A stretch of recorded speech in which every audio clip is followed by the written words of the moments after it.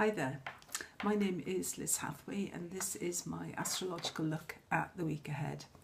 Starting with today, Monday the 16th of July 2018.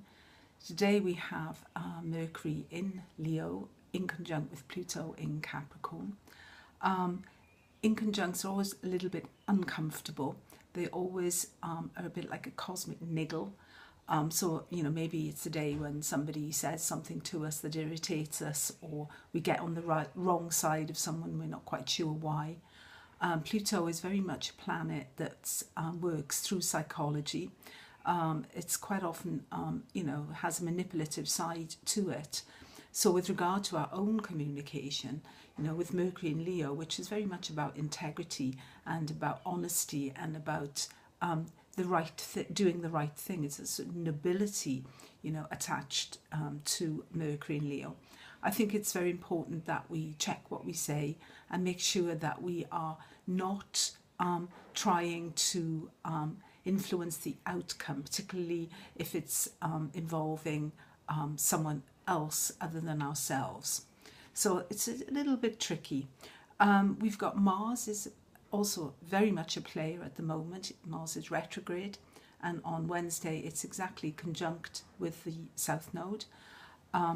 It's also still out of bounds. I think the Wimbledon, you know, semi-finals, for example, last week gave us a fantastic opportunity to see how these out of bounds planets actually work. We had, for example, the Djokovic-Nadal match was the second longest men's semi-final in Wimbledon history. And if we look at another one of the semi-finals there, the Anderson-Isner match, this was the second longest match in Wimbledon history. The final set there was 2 hours and 50 minutes, just the last set, which was just a superhuman effort in a way. You know, watching the match, you know, it was, you know, really you had to sort of ask yourself how much more pain can these guys take. And this is the fixed nature of Mars in Aquarius as well, because the Mars was on the South Node, of course, quite close to it, which we tend to think of as being about release and letting go. But this is also now the axis where the eclipses are falling, and next week, I think it's on Friday, we actually have a lunar eclipse on that node there, the South Node and Mars.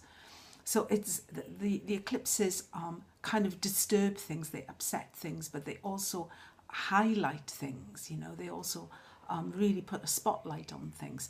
So that fixed quality of not being willing to let go, not being willing to release, you know, wanting to win, was certainly very emphasised there. And interestingly, the longest semi-final ever, by the way, was on the 5th of July 2013, when Mars was in Gemini and also out of bounds.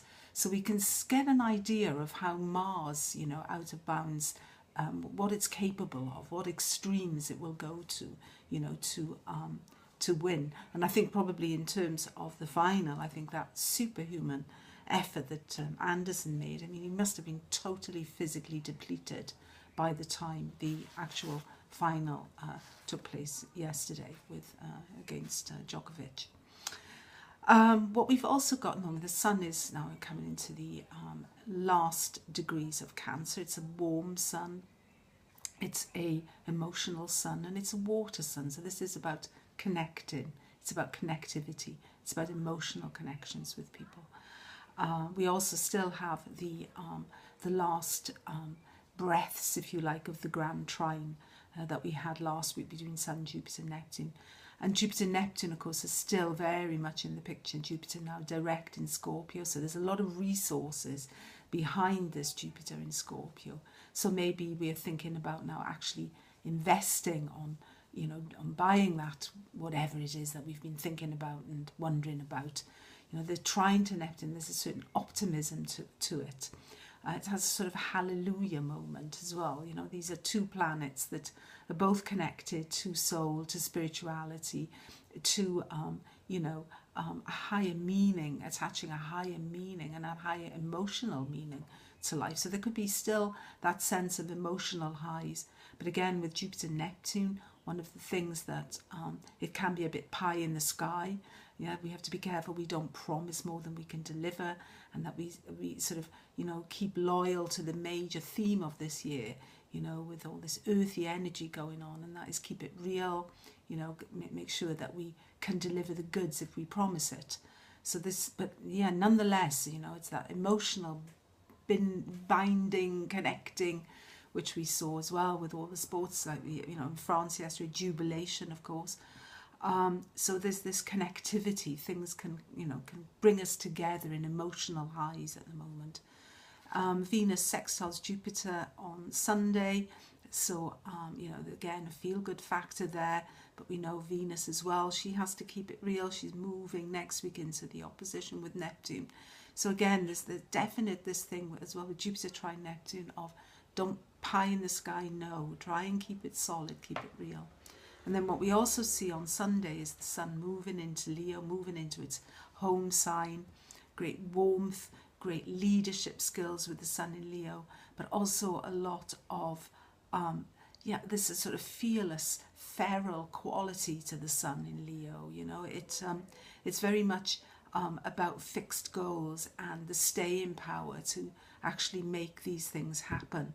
Having said that, of course, we're coming into eclipse seasons which upset the apple cart, which put focus on things, which certainly, you know, look at the house where these eclipses now fall in, you know, because this usually eclipses will fall over an axis in your chart for about 18 months. And those are the themes that you should be focusing on now and working on at the moment.